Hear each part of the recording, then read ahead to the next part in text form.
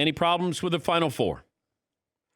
Not really, because it was going to be Notre Dame or A&M at 4, and you could flip a coin on those two. And I don't think anybody other than the fan bases would have been upset if one or the other had been picked.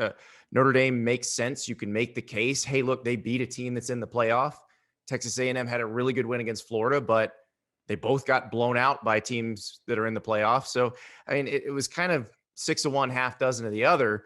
I just would like it to be a better system in general. It doesn't need to be 4, should have been 8 all along. And every year they keep, showing us why it should be 8. But you know what will happen, Andy? You're going to get some of these teams that get in there and they get blown out because they face Alabama or Clemson in the opening round, and then That happens now. I know.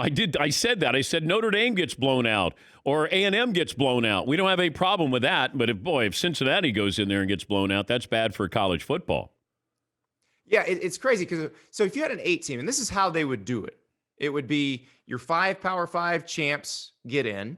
Your highest ranked group of 5 champ gets in, and then 2 at-larges. So the games you'd have Oregon at Alabama. Oh, no, by the way, you get the bowls out of there, and you actually play them in campus college football stadiums where they're meant to be played. So you'd have Oregon at Alabama, which people will say, okay, why is Oregon in there? They don't deserve it. Okay, but from a business perspective, you kept that side of the country engaged the entire season. You gave stakes to the Pac-12 championship game, and if Oregon gets blown out, great.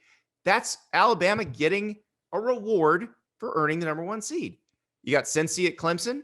Will Clemson kill Cincy? Maybe, but at least we know. And then you have Oklahoma at Ohio State and Texas A&M at Notre Dame. Who is not watching those games?